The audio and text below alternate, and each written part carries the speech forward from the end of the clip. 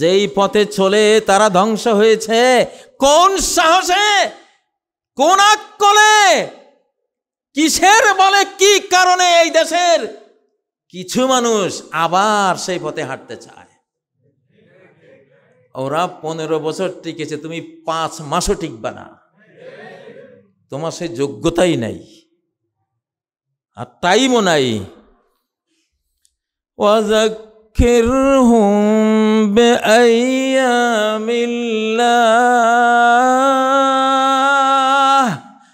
ওদেরকে উপদেশ দাও যে এটা আল্লাহর দিন শুরু হয়েছে, আল্লাহর দিবস। এখন আল্লাহর এক দিবস 1000 বছরের সমান। এটা আল্লাহর দিবস, শয়তানের দিবস না, কর্ণ শয়তান না। এটা জাতিসংঘের যুগ না, এটা বিশ্ব স্বাস্থ্য সংস্থার যুগ না, এইটা নিরাপত্তা পরিষদের যুগ না, এটা ওই আমেরিকা, ইউরোপ, রাশিয়ার যুগ না। এটা আল্লাহর যুগ, এটা আল্লাহর যুগ, এটা মুহাম্মাদের যুগ, এটা মুহাম্মদ সাল্লাল্লাহু আলাইহি ওয়াসাল্লামের উম্মতের যুগ শুরু হয়েছে। আলহামদুলিল্লাহ। যেই কারণে 5ই আগস্টের বিপর্যয় তাদের উপরে এসেছিল। কি সেই কারণ? আলেম বিদ্বেষ, আলেমদের সাথে খুনাখুনি, আলেমদের সাথে তর্ক, ঘৃণা, আলেমদের বিরুদ্ধে অপপ্রচার, আলেমদেরকে রেজাকার রেজাকার রেজাকার বলতে বলতে নিজে এমন রেজাকার বলি, এই রেজাকারের এই দাগ আলকাতরা তুলতে আগামী 53 বছর যাবে ইনশাআল্লাহ। আর 53 বছর পরে আর মুসলমান থাকতো না দুনিয়াতে, আমরা চলে যাব। তার মানে তুই নাই আর। অতএব রাস্তা পাল্টাও, রাস্তা পাল্টাও, তওবা করো। ফাফিরু ইলাল্লাহ, আল্লাহর দিকে ফিরে আসো। কার দিকে ফিরে আসো? আল্লাহর দিকে ফিরে আসো, আল্লাহর কোরআনের দিকে ফিরে আসো, মুহাম্মদ সাল্লাল্লাহু আলাইহি সাল্লামের সিরাত সুন্নাত তরিকার দিকে ফিরে আসো। গ্রাম বাংলায় ঘরে ঘরে কোরআন পাঠ শুরু করুন, সংবিধান মুখস্থ করুন ইনশাআল্লাহ। এটা সংবিধান, তর্জমা পড়ুন। সূরা ফাতিহা কি বলতেছে এটা সংবিধান, সূরা বাকারা সংবিধান, সূরা ফিল সংবিধান, সূরা কুরাইশ কি সংবিধান। প্রত্যেকটা সূরা আমাদের সংবিধান।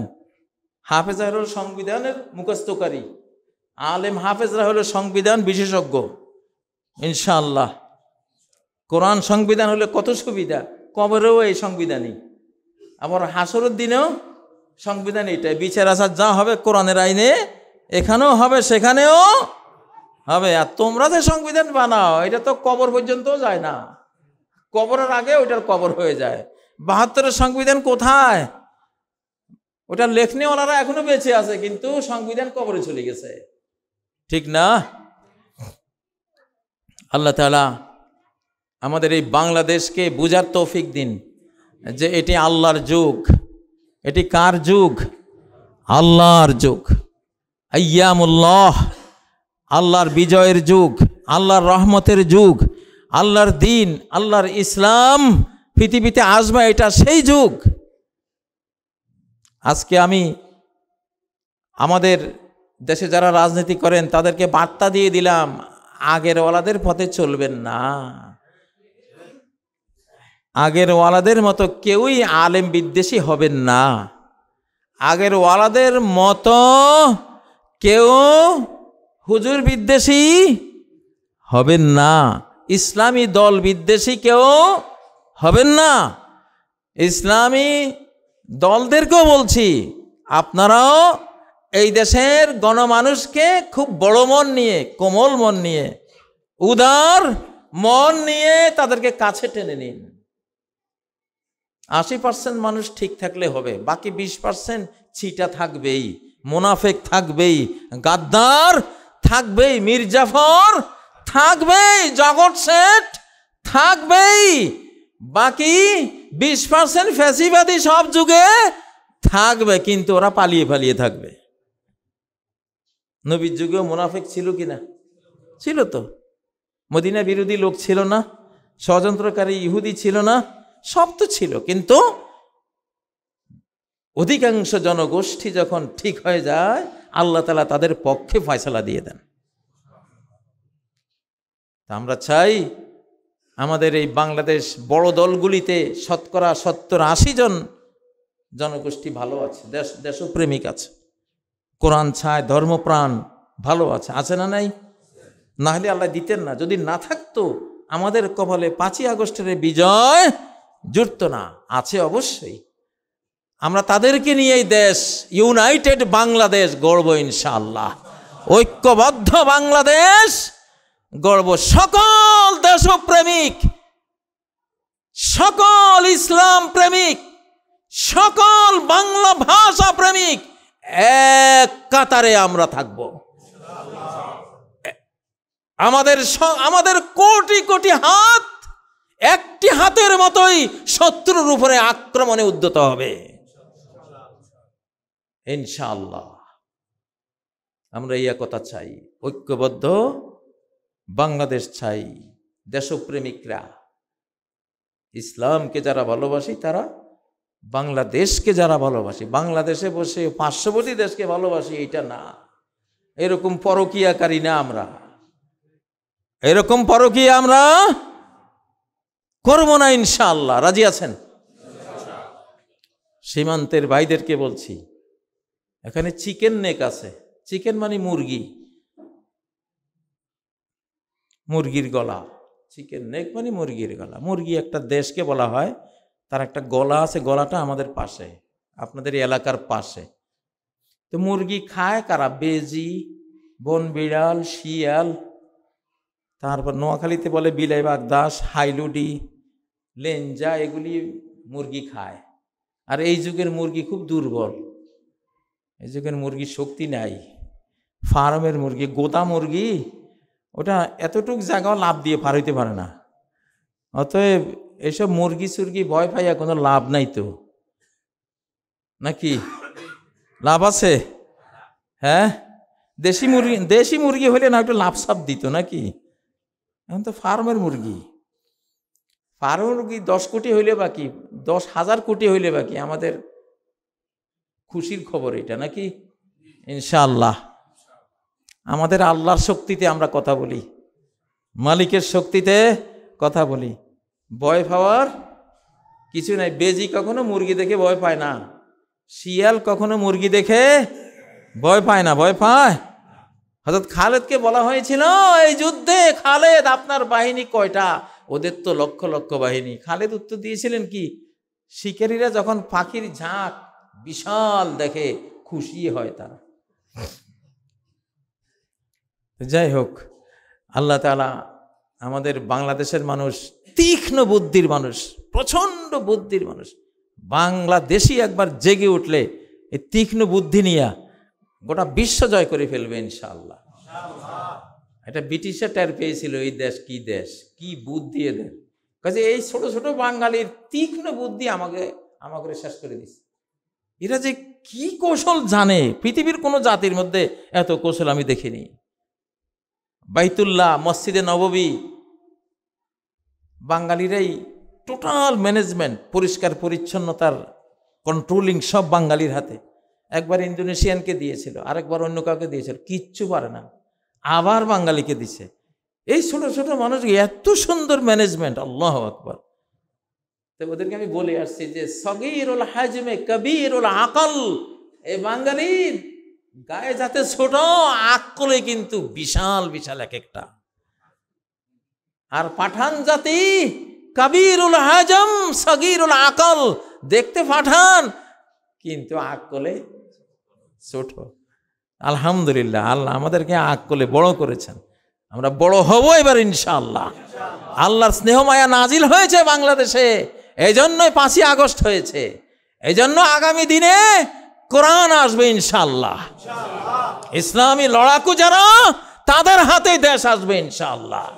বুকের তপ্ত তাজা খুন দিতে যারা যত বেশি এগিয়ে যাবে, দেশ শাসনের তত বেশি অধিকার আল্লাহ তাদেরকে দেবেন ইনশাআল্লাহ। মহানবী সাল্লাল্লাহু আলাইহি ওয়াসাল্লাম সুতার টুপিও পরেছেন, লোহার টুপিও পরেছেন। যাদের লোহার টুপি নাই, একটা একটা করে লোহার টুপি কিনে রাখুন। হেলমেট কিনে রাখুন, নিয়ত করুন আমার নবীর সুন্নাহ। তার হাতে কিতাবও ছিল, লোহাও ছিল। কিতাব আর লোহা একসাথ না হলে কিতাবও পরাস্ত, মুসলিম উম্মাহ তারাও পরাস্ত। বাংলাদেশে আলেমদের হাতে কিতাব আছে, লোহা নাই। সরকারের হাতে লোহা আছে, কিতাব নাই। এই জন্য দুই দলেই ফেলিওর। আর নবীজির হাতে লোহাও ছিল, কিতাবও ছিল। খোলাফায়ে রাশেদার হাতে কিতাবও ছিল, লোহা তো বুঝেন, tank, Howitt jar, machine gun, জঙ্গি বিমান। লোহা মানে কোরআনের ভাষা এটা। ওয়ানজালনাল হাদিদ, আনজালনাল কিতাব, উনি কিতাবও দিয়েছেন আবার লোহাও দিয়েছেন। কিতাব আর লোহা একসাথ করতে হবে। এই জন্য সরকারকে দাবি জানিয়েছি আমাদেরকে লোহার শিক্ষা দেন। কিতাব আমরা শিখতেছি নিজেরা, কিন্তু লোহা আমরা নিজেরা শিখতে পারবো না। আপনারা বলবেন যে অমুক তমুক, জঙ্গি, হাবিজাবি।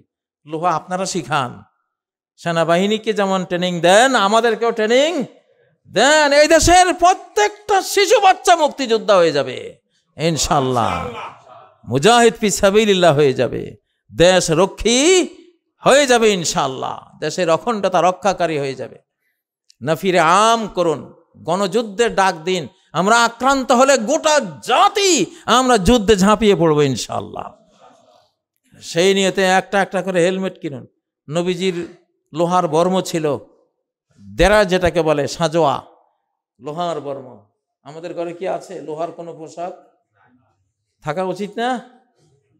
দেখা যাক কোনো কোম্পানি যদি আমরা তৈরি করতে পারি, তাইলে ইনশাআল্লাহ লোহার পোশাক তৈরি।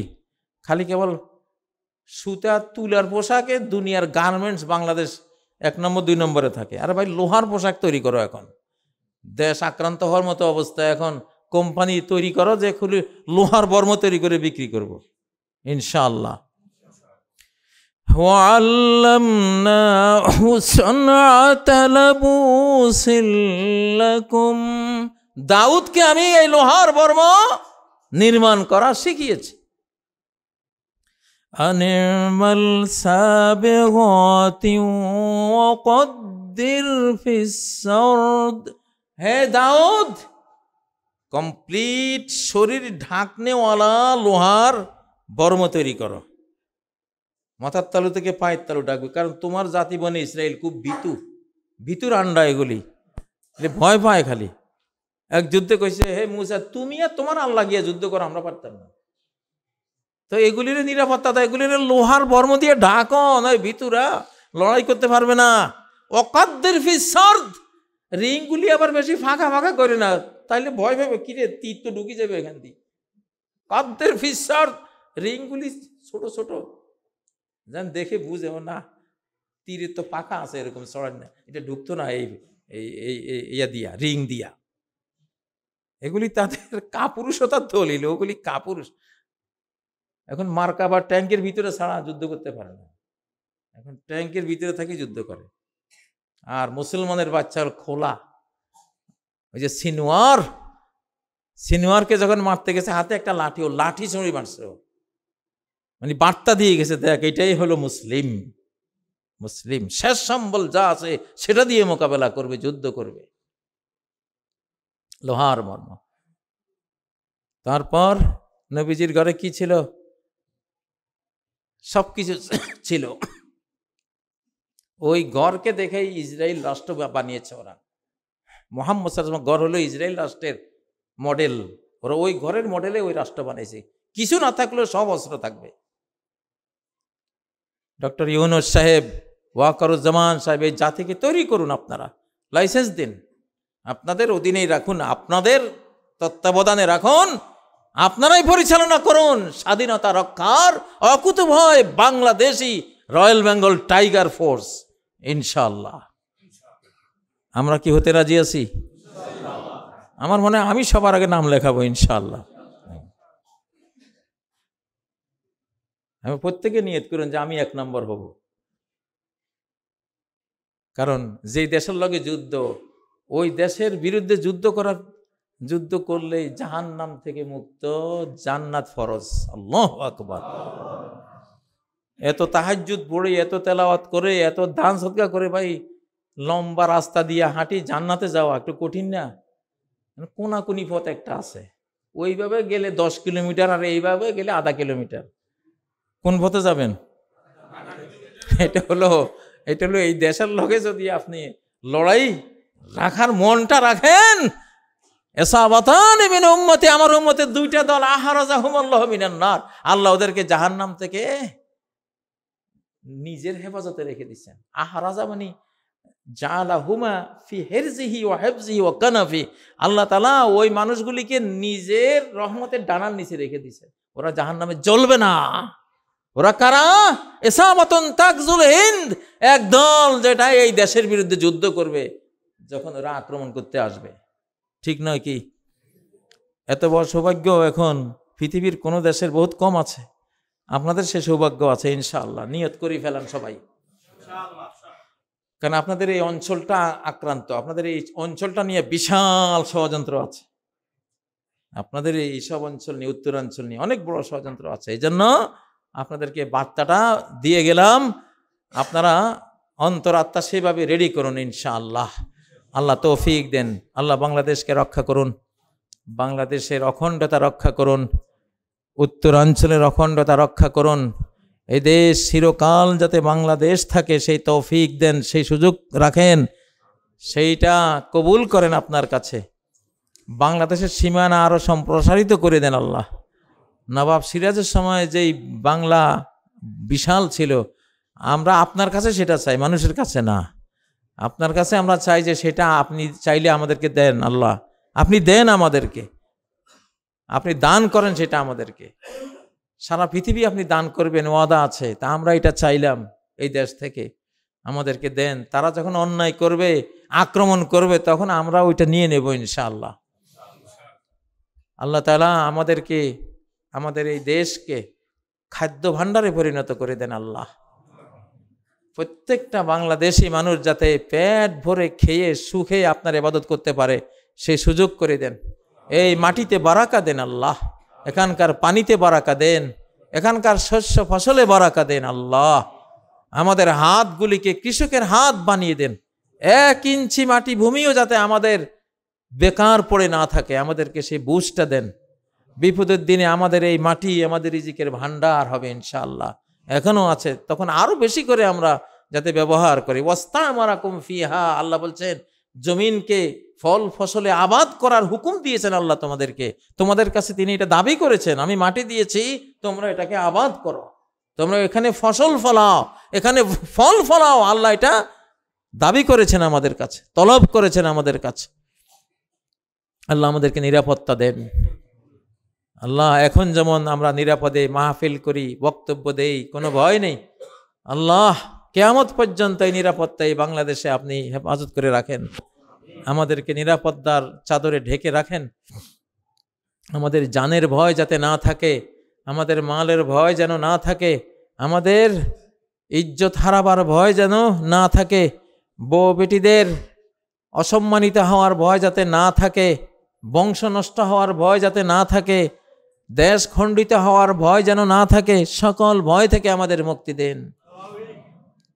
اللهم شتت شمل الكفار ومزق جمعهم ودمر ديارهم وخارق بين كلمتهم اللهم حرق بلادهم كما حرقوا بلادنا اللهم دمر بلادهم كما دمروا بلادنا اللهم يتم أولادهم كما يتموا أولادنا أرمل نساءهم كما أرملوا نساءنا اللهم شردهم كما شردونا اللهم انصر المسلمين ومن نصرهم واخذل المشركين ومن قام حزوهم أعوذ بالله من الشيطان الرجيم بسم الله الرحمن الرحيم إن الله يأمر بالعدل والإحسان وإيتاء ذي القربى وينهى عن الفحشاء